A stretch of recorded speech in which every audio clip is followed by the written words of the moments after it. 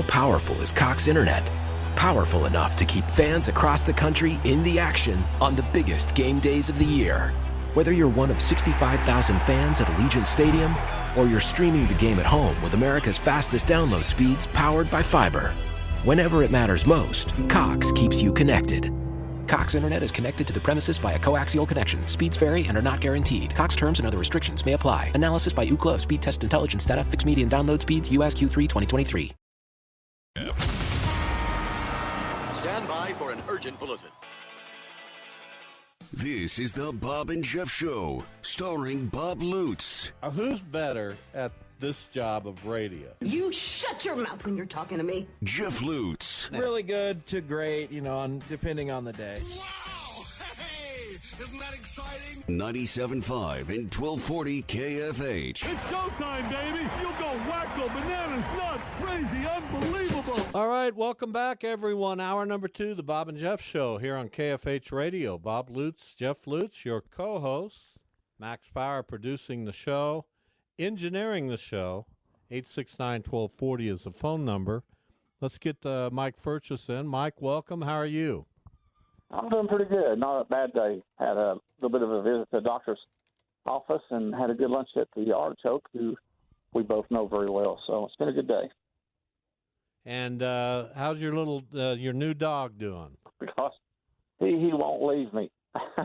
I mean, the whole story, you've read the story and looked through it because I heard you talking about you read everything I've posted.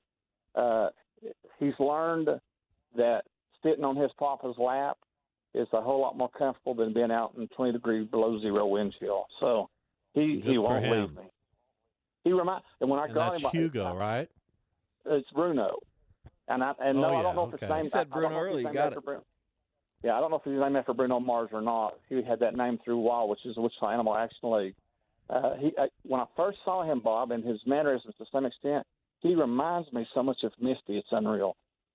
He's brown instead of white, but about the same size, the same type of fur, and he reminds me a lot of Misty. So I saw your picture that you had posted an hour and a half or so ago, and it looks, when I come in, he's in the recliner leaning back under the covers, just exactly like that. So I think you get along with him well. Yeah, good deal. All right. Do you have anything you'd like to say to Jeff still? Here I am, Mike. I think, Bobby, you hit the nail on the head. As you get older, you recognize your sense of mortality. And there's an old episode of the Little House on the Prairie, to where he's making furniture and he realizes that what he's doing will be left behind after he's gone. And the most impactful scene I've ever seen in a movie was from Schindler's List. At the end of the movie, Schindler's done everything that he can, and then he realizes there's a car he could have sold to make a difference in someone else's life. So that's my heart, and I could care less about me to a very large extent. But I was told when I was growing up by a teacher in high school that I would never amount to anything more than work on a factory assembly line. And I never forgot that. And people don't understand this. They've heard it, but they don't know it. I know it because I lived it. I was homeless for 2.5 years. And to have been blessed to meet some of the people and do some of the things I've done is miraculous. And if I, who still consider myself a dumb, poor street kid from the streets of Johnson City, Tennessee, if I can make a difference in someone's life somehow, then I've done something. And my whole life purpose, my goal, is to hopefully make a life difference, either by something I've written to get someone to think or something I've done that gives someone some measure of hope. And I think we recognize that, Jeff, and you will as well, when you get older and your friends start to die around you. Yeah, I get it, and maybe I will change my tune as I get older. I definitely want to help people and be there for people, and I make a difference. I mean, I guess in the larger sense of the word, I do want to do that. But I also, there's a big part of me that wants no evidence that I even existed once I'm gone. Yeah. Which is strange. Yeah, it is strange. But each of us do our thing in our own way. Hopefully the thing that we do in our own way has an impact in a positive way for someone else in their life. because there are people all around us that struggle, that have hard times, and we and you and Bob and Max and whoever else is listening, we are all blessed in some way. And if we can find a way to use that blessing that we have to touch someone else's life, we've done something worthwhile. For Bob, League 62 is an absolutely wonderful, beautiful thing. For a while, Wichita Animal Action League, for them to work with animals the way that they do is an absolutely beautiful, wonderful thing. So hopefully all of us can make a difference. And I don't post all about that. I posted a lot of Chief stuff this week with a slam or two at the Cowboys and the Broncos. So I do love sports. There you go. Mike, we love your post. Mike, I'm not the best communicator overall. Wait a minute. Isn't that your job? I'm not. For me, the best way to have a conversation is to just get right into it. I feel like I'm direct, maybe too direct at times. I don't know how to beat around the bush. I obviously am terrible at small talk. So we're going to have a deep conversation. Let's just jump right in. I want to be challenged. I want to challenge other people. So I don't know. I don't know if that's effective. Well, but challenge me. That I do. Well, all right, let's get into. I just want to say this. I think Jeff knows how much love and appreciation I have for the both of you. And I consider Jeff a dear friend, and you're not going to upset me in that way in any way. So there you go. Now we can go to the movies. Same for us. Let's get into the Academy Award nominations. 10 movies. I've seen 1, 2, 3, 4, 5 of them. So I'm halfway through. It appears to me, and I don't know if you'll agree, there's some very good movies. We've discussed on this show that we both believe movies are back. But it appears to me Oppenheimer is the one. Well, it's going to be hard to say because you got to remember these are members of the Academy that come from various walks of life, and they vote. And sometimes, just like in elections for politics, sometimes the vote is split. I think that happened the year that Chariots of Fire won. I think there were other films that people liked much better than Chariots of Fire, but the vote split, and Chariots of Fire won Best Picture of the Year because of that, and that could happen. I've seen 6 of the nominees as well, and found out that 6 of the 10 nominees are streaming right now. Some for a minimal price, and others for free. So I'm planning on watching Maestro and some of these others as well. And I'm going to be going to the theater soon to watch Poor Things, which also seems to be getting a lot of buzz and got a lot of nominations. So we'll see what happens. But I would agree that Oppenheimer has to be the favorite. And were you as offended as many that Margot Robbie and Greta Gerwig were not nominated for Barbie? Margot for Best Actress, Greta Gerwig for certainly the Best Director. That seems to be a strange omission.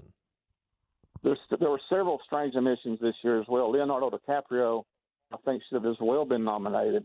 He's so good at what he does that people think that, he's really good, but he's always really good, and he doesn't get credit for that. There are several nominations along that guard. Margot Robbie, I most definitely agree. She should have been nominated, and she is one of the top 4 or 5 snubs of the nominations this year that I just frankly don't understand, especially when we talk about the year of women and trying to put women in higher positions related to the movies and the so-called Hollywood world. Mike, I got a question for you because you watch a lot of movies, and I'm sure you can tell good acting, good directing, all these major categories.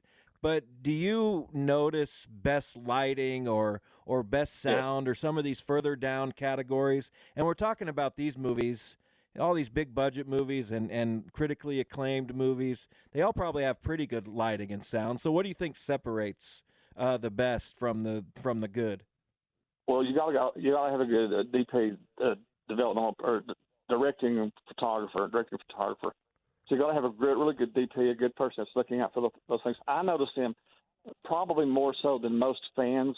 For me, one of the big snubs this year, for example, was Godzilla -1, and how it can be so acclaimed and praised by so many Americans that go to film, which does enlarge, along with the Asian market, drives the Hollywood and the movie world, and only get 1 nomination and then not be nominated for Best Picture of the Year for foreign film. I don't understand it.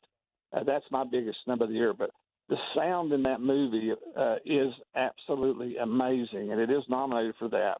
If I'm not, no, it's not nominated for Best Sound. It's for Best Visual Effects. But the sound in that movie was even more impressive to me than the visual effects. When you're watching a movie and the sound occurs and the seats shake and the audience, you hear them moan because of the sounds that they've heard, that can show you the importance of a movie. And I think we probably have all seen clips of movies where they'll use different sound effects or different music for different scenes, and it changes the intent of the scene entirely from, say, a horror movie to a comedy. And so those are very important things. And lighting, Killers of the Flower Moon, those types of things were absolutely beautiful in that movie. And they add to the experience. And that's one of the reasons I recommend the theater as opposed to at home, because you can see and experience those things better than you can at home unless you've got a 7+ inch plus a surround sound system. No, do you have that, Bob? If you do, I can save some money. I got to get a different sound system here. I've had mine since we bought the original TV I had, and I'm going to get somebody out here to wire me up good. In fact, I know who I'm. Now you're giving me an idea. I'm going to get my electrician friend out here to make all that happen. There's another $2,000. Oh well, it's just money. You can. Back in the old days, well, you can't take it with you. You don't want to leave it off with Jeff. That kind of does, though. So you are a fan of horror movies, as we know. You've discussed that here on the show, and you went to see one recently, and you panned it, man. You said this is a bad movie. Don't go. Tell us about it. Yeah, it was Night Swim. The previews look really good. The trailers. And I don't know if the audience understands this. There are people that make really good money to make trailers that make you want to go see a movie. And whoever they paid for the trailer for this, they need a raise because the theater was packed. It was sold out. They had to turn away about 10 people at the theater at the AMC for this particular movie. And it looks good. It looks scary. I kind of like the premise, which was different. It was horrible. There's no continuity in the story. When I see a horror movie, I want to know why. I want to know what is the evil that exists. What does the evil represent? Those types of things. And it's horrible. Night Swims is still in theaters. I don't know what the audience was like the night I saw it. It was sold out, and it had been out for a week. And there are bad movies, and that's one of them. And there probably will be people that disagree with me, but I just didn't care for it. If he gave me $10 to go see it again, I wouldn't do it. So, we had the conversation a few weeks ago about the book of Clarence, I believe it is. And then you went and saw it and said maybe it wasn't as sacrilegious as you thought.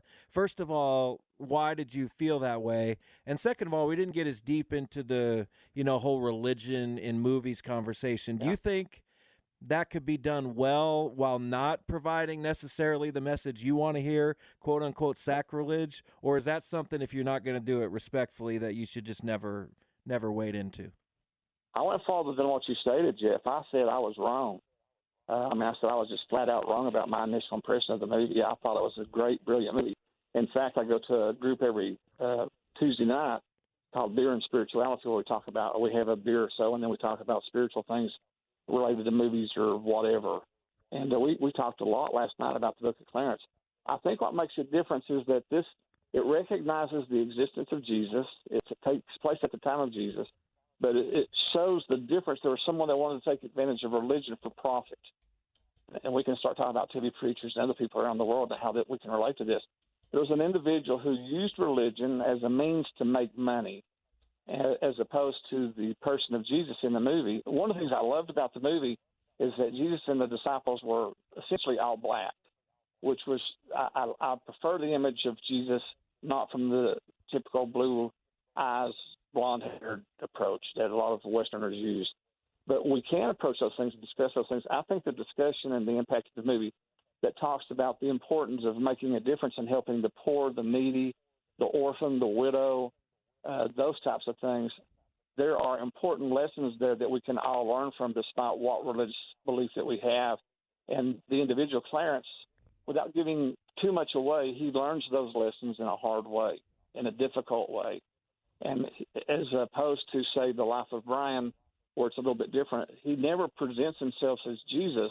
He presents himself as a Messiah who uses that relationship as the Messiah to make profits and money and take advantage of people. So I think it would have been a perfect Martin Luther King Jr. movie to go see because Dr. King was also the Reverend Dr. Martin Luther King, and his influence within the church was critically important to his actions. And I don't know if I can explain any more how wrong I was about my initial impression of what I thought the movie was going to be. It is one that I will buy when it's on DVD or streaming with options. It was that good.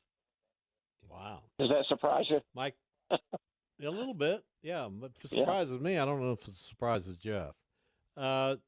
Mike Furches with us. We're talking movies, pop culture. I want to go back to the Academy Awards. Annette Bening and Jodie Foster were both nominated. Annette Bening as Best Actress, Jodie as Best Supporting Actress for Nyad, the dramatization of Diana Nyad and her swim from Cuba to Key West back in 2013. A total of, I'm reading here, 110 miles. Now, see, that movie has been on my radar, but you're talking about Annette Bening and Jodie Foster. Wow.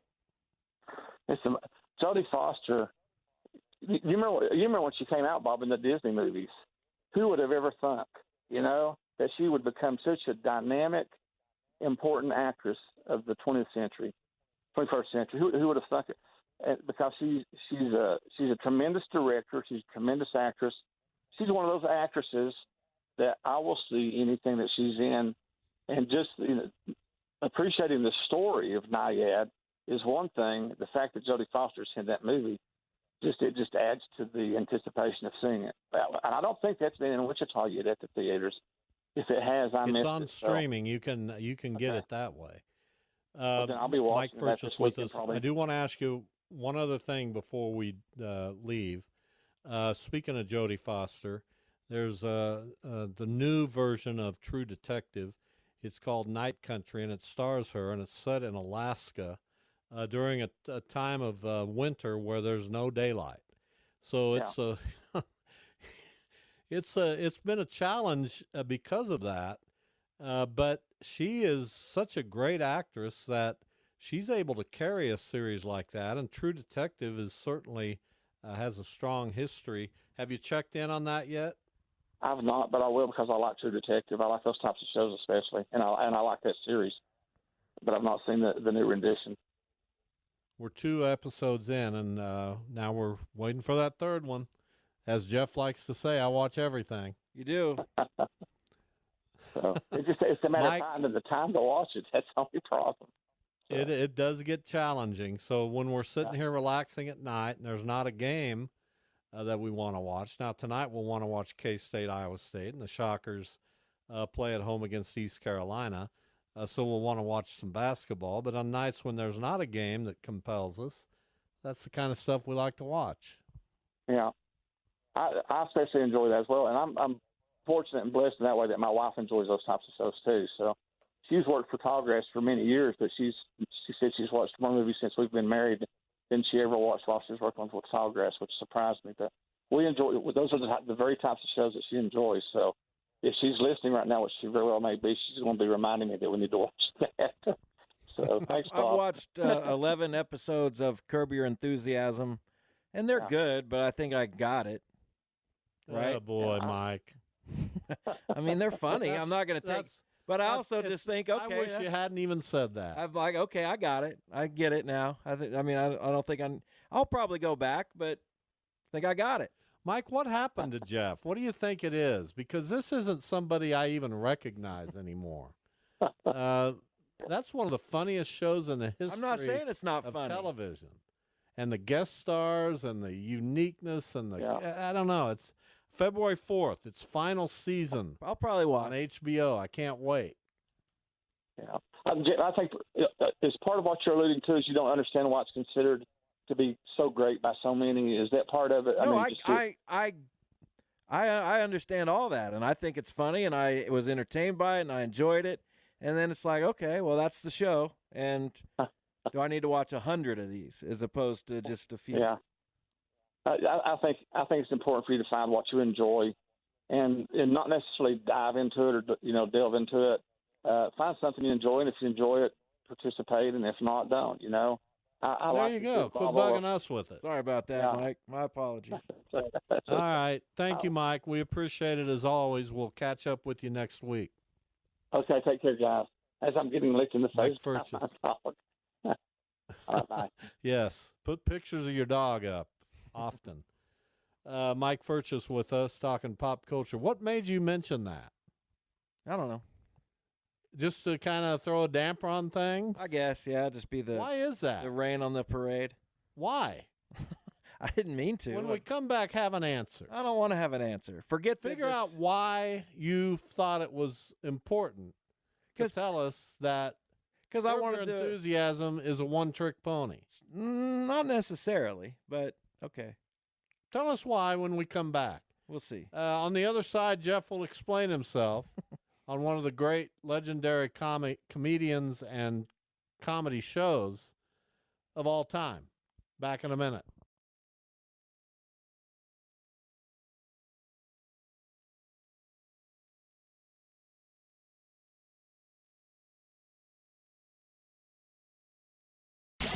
This is the How powerful is Cox Fiber?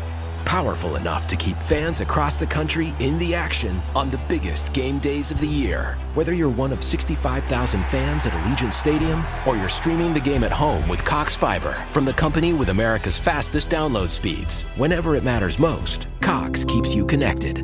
Limited availability in select areas. Speeds vary and are not guaranteed. Cox terms and other restrictions may apply. Analysis by Ookla of Speed Test Intelligence data. Fixed median download speeds. US Q3 2023. Bob and Jeff Show on 97.5 and 1240 KFH. So you tell me that Curb Your Enthusiasm, you've seen enough, but you watch Instagram Reels. Instagram Reels are funny. What happened? So is Curb Your Enthusiasm. What happened to the world? What do you mean? There can't be an Instagram thread that's as reel. funny as Curb Your Enthusiasm. There are several. You name one. I watched some cat reels last night that were just off the charts funny. Really? Yeah. On Instagram? Yeah, that's right. I wouldn't give you 5 minutes of Instagram if it was the last 5 minutes I had. Well, maybe you're missing out. Maybe you're not. I don't know. That's I wish I felt in the that eye way of about the beholder. Twitter. You do feel that way about well, Twitter. but I can't avoid Twitter. So what will happen someday, and I'm building toward it, I hope, is that I'll just delete it, and that'll be that. And I hope that happens. I need Facebook to function with League 42. I don't need Twitter. Right. You don't need Twitter. And, I was in the habit of going to Twitter, and I still type in twitter.com once or twice a day, and it takes me to the homepage because I don't have an account, and that's that. You deleted your account. Yes. So if you come back to Twitter, which you will, it'll be with a different account. No, it'll be the same account. You just have to reactivate it. But I don't know. I don't know why I would do that. Well, I'm sure you get it home at night and you're fidgety and I'm fidgety all the time. don't have enough on your plate and you feel like you got to check Twitter. No, there's nothing to check on Twitter. Sometimes there is. I find out stuff. That's why it's so hard to let go of it. Because occasionally, like let's go right now, and I'm going to go to the St. Louis Cardinals and see if anything's happening. Here's an interview with Matt Carpenter. I wouldn't mind seeing that. You love Carp. Man, I do 7 love years Carp. ago. Well, I still love him. If he's a Cardinal, I want him to be the best Cardinal he can be. Here's a Bernie Miklasz column. So I liked one of your tweets. Because of Twitter, I'll be able to read this stuff as it pertains to the Cardinals. I still have to be on Twitter at work, but that is the Channel 12 account. So I'm not getting. It's just news stuff. So I'm not you getting. run that account? Not really. Sometimes I post stuff on it, but all of our digital people. What were you going to say about some post you read? One of your tweets when the Matt Carpenter news came out, I was very encouraged because someone said he's going to fill a veteran leadership role, and you said how many teams have a veteran leadership role. I think you're coming around. You're coming around that kind of stuff is worthless. No, there's you need leadership. I just don't know that it has to be veteran leadership. What are Nolan Arenado and Paul Goldschmidt doing? What was Adam Wainwright doing last year? don't they have enough veterans? I don't get this. So we'll see. Listen, I'm going to give the Cardinals every benefit of the doubt because I need them to be good. Okay? I can't go through another 71-91. It's too hard on me. It's not something I'm used to like you are. Yeah, I've had so many of those. And it's just not going to work for me. And that's why I don't get why do people stay loyal to the Royals? They had a couple good years, but they've been terrible. Because it's just baseball, right? It's not life more and than death. that. But at the end of the day, it is what it is. At the end of the day, you know what? At the end of every day, what I say to myself is, baseball's a big part of what makes these days worth living. But you are going to want to watch the team that you most closely identify with.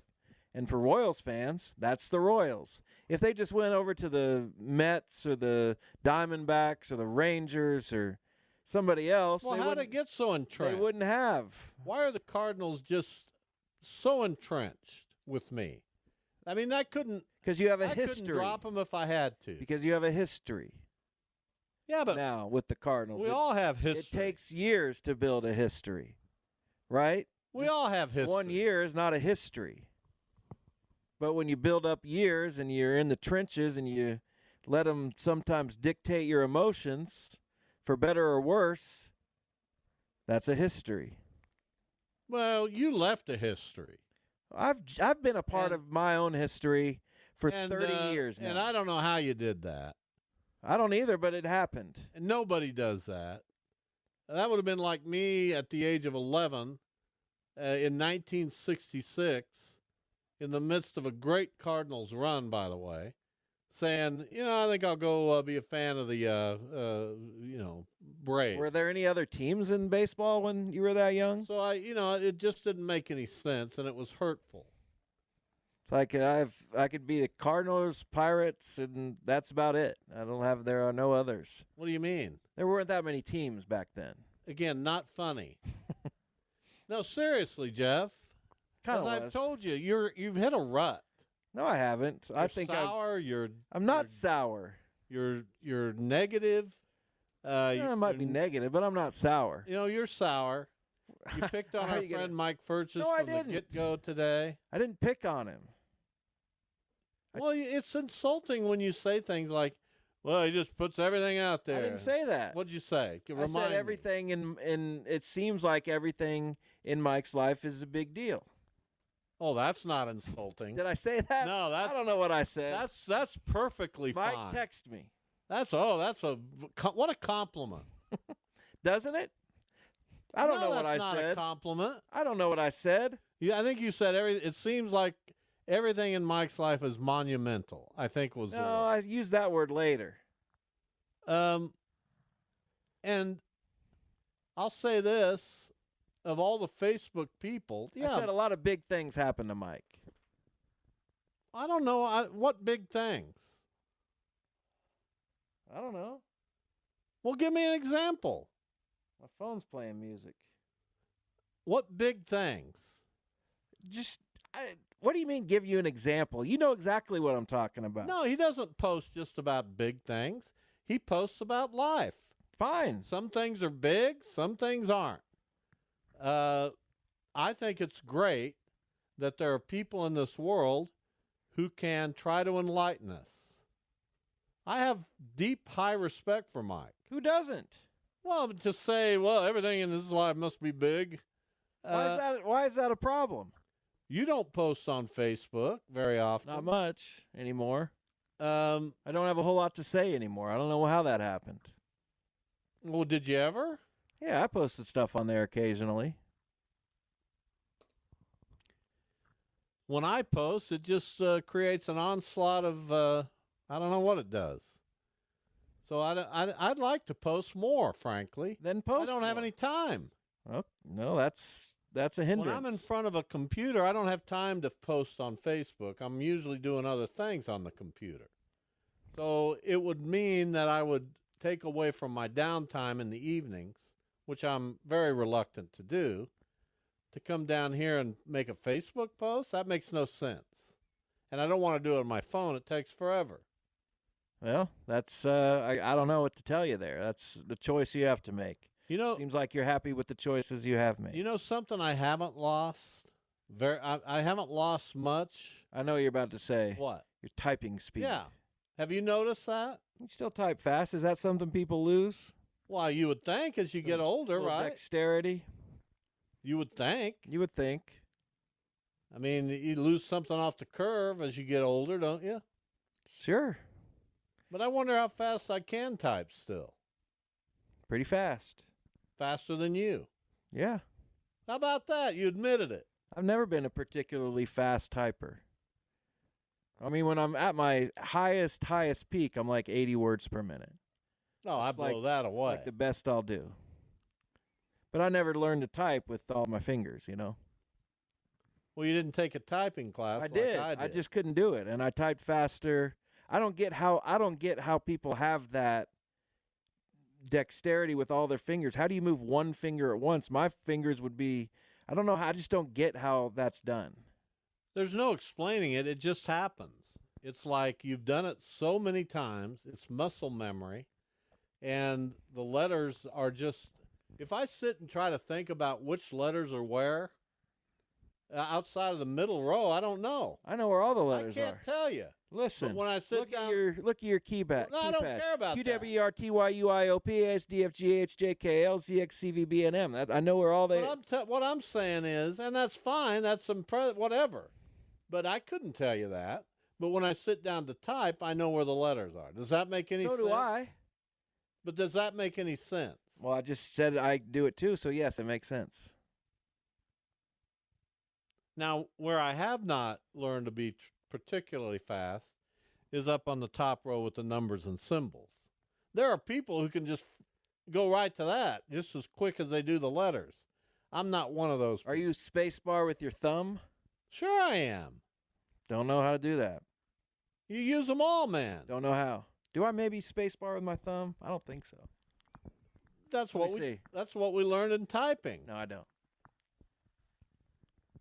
Typing class. I had typing class, so our friend Matt Silverthorne taught it.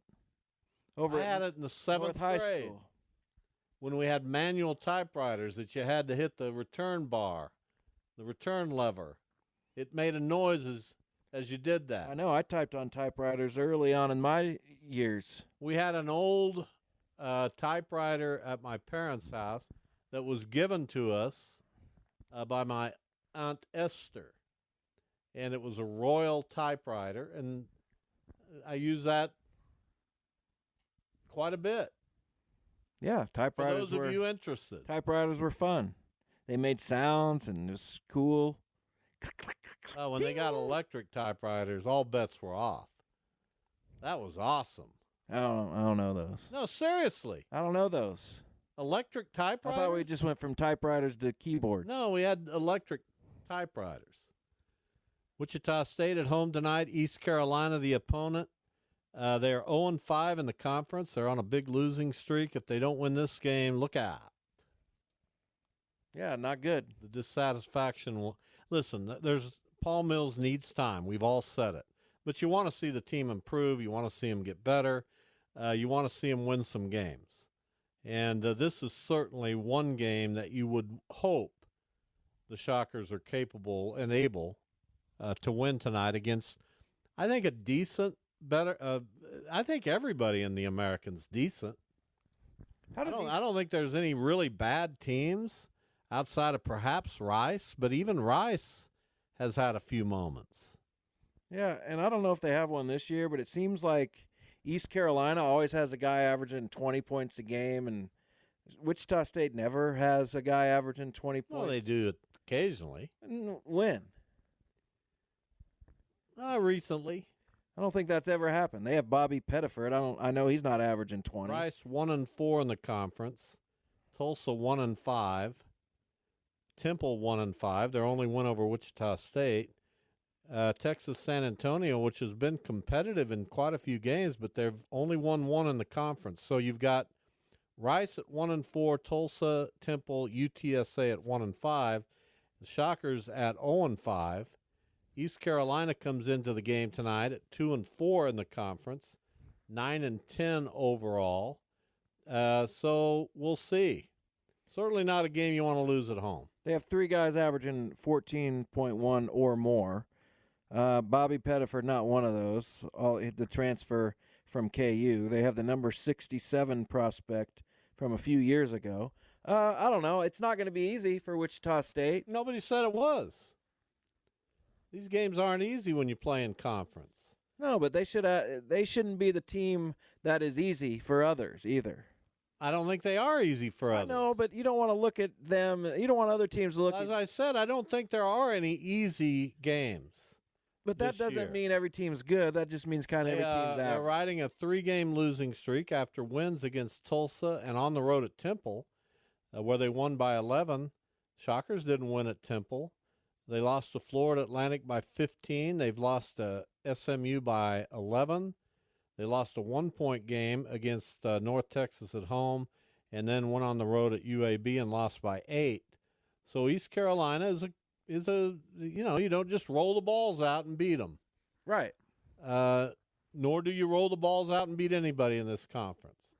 I think that's what I'm saying. I'm saying that. Give me a team you roll the balls out against. But that sounds like no. Give me a team. I think you're misappropriating. Give me a team in the American this year where there isn't one, but that's what I said. That doesn't mean the conference is good. I didn't say it's good. I know, but that's what said that's what balance. And the bad balance is not. It's not bad balance. It's not good balance. It's okay balance. These teams all have good players. It's not a great conference, but in the most recent bracketology, Joe Lunardi has 3 teams in from the American. We'll see if North Texas can hold that up. I'll tell you what, if they can get 3 teams in every year, then it is a good conference. If you're getting 3 teams in, you've got a pretty good conference. Okay. I don't disagree with that. But then why have you been arguing about it? This has been a one-bid league, and now suddenly they get a Florida Atlantic team that is coming off a Final Four, and who knows what they'll be in the future after they obviously are going to lose their coach. They're going to lose a bunch of players, so can they maintain that? This was updated yesterday. Joe Lunardi still has 3 teams from the American in the tournament. The other conferences with 3 or more, the Big 12 has 10. The SEC with 8, the Big 10 6, the Big East 6, the Mountain West, which is having a great year, 5. The ACC, Pac-12, and American, all with 3. That's unfortunate for the ACC and the Pac-12. 3's a good number, not necessarily for them, but 3's a good number for the American. And we'll see so again. What I've said is, yeah, there may not be a great team in the American this year, but there are no horrible teams either. It's just there's no wasteland. There's not a Drake in here or a Evansville in the Old Valley.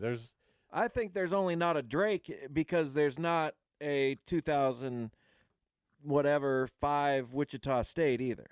You know what I'm saying? Someone's going to run through the league. That's the only reason there's. Memphis. Why wouldn't Memphis, with all that talent, run through this league? They're 4-2. Why wouldn't Florida Atlantic, coming off a Final Four, run through this league? Didn't they go undefeated in their conference last year, or one loss, or something like that? Now, Florida Atlantic has only lost 1 game in the conference, but they've been pressed in many other games, including Wichita State was in that game for the first half last week. UTSA took them to overtime. Tulane lost 2 of them by a point. Charlotte, Florida Atlantic won by 2 on the road. This is an interesting conference. It's not great, not saying that, but it's an interesting conference because on a nightly basis, no matter who the Shockers play, they're going to be tested. Right, but does East Carolina interest you? Does this game tonight really interest you? I'll watch it. From an aesthetical If standpoint. the Shockers had a better record, yes. Outside of, I want to know the result, and I want to know who's in what place in the conference. Yeah, but I like watching some level of college basketball. I'm not totally invested in this particular game, but we'll watch it. K-State, Iowa State definitely interests me. Because I'm kind of dreading watching it. Well, that's too bad. Don't watch it. I will watch it. Well, don't watch it if you dread it. And why would you dread it? Because I just don't think I'm going to see anything that, Listen, here's where I am. I'm not a fan. I don't think I can ever recover that. And back in the day, as I've said 1,000 times, there was not a bigger Shocker fan than Bobby Lutz, which my mother called me. Sure. From 1961 to 1977. Wasn't a bigger Shocker fan. But nowadays, because of my journalism background and all the years covering the Shockers, not a fan, but still interested. Still interested, and will be until the day I die. I'm interested. I'm interested in the Shockers. I know their history. I know their heritage. I'm interested, too. I like that. But that doesn't mean their games are watchable all the time. I'll watch it. Okay. We'll watch it tonight, as we've watched almost every Shocker game, at least part of it, unless I got something else going on. Tonight I don't. So we're going to watch that one. And then at 8 o'clock, Iowa State and K-State. Will you switch over at 8? No, depends on the game. Depends on if the game's close. If it's an 8-point game. No, I'll stay with the Shockers. All right. And then we'll go to K-State after that. Okay, makes sense. That's what's on our agenda tonight. Perfect. Sounds fun. You getting leakers? I already got it. We got chicken and noodles. Can I have and, that? Can I take that with me? Scalloped potatoes with ham. That's in the refrigerator as we speak. I might take one as we... Boy, my wife, I'm scoring so many points with my wife right now. She loves it. Good. I want some chicken and noodles. Thanks for listening, everybody. KU Pat, I apologize for leaving you on hold. I did not know you were there. I don't check my phone the way I should. Hopefully you'll be able to call the show tomorrow, although I won't be here. It'll be Jeff and Jason. Call us, see you Pat. then. How powerful is Cox Fiber? Powerful enough to keep fans across the country in the action on the biggest game days of the year. Whether you're one of 65,000 fans at Allegiant Stadium or you're streaming the game at home with Cox Fiber from the company with America's fastest download speeds. Whenever it matters most, Cox keeps you connected. Limited availability in select areas. Speeds vary and are not guaranteed. Cox terms and other restrictions may apply. Analysis by Ookla of Speed Test Intelligence data. Fixed median download speeds US Q3 2023.